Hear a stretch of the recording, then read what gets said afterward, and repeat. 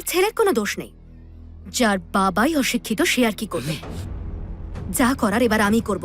আপনি যান এখান থেকে। এই কি বলছো তুমি? জানো এই এলাকাটা আমার। এটা আমার স্কুল। তোমাকে স্কুল থেকে তাড়িয়ে দিতে পারি।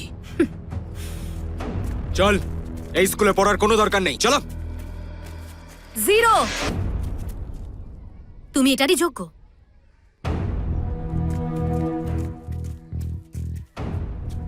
আমি একদম ঠিক বলেছি, তুমি একটা জিরো।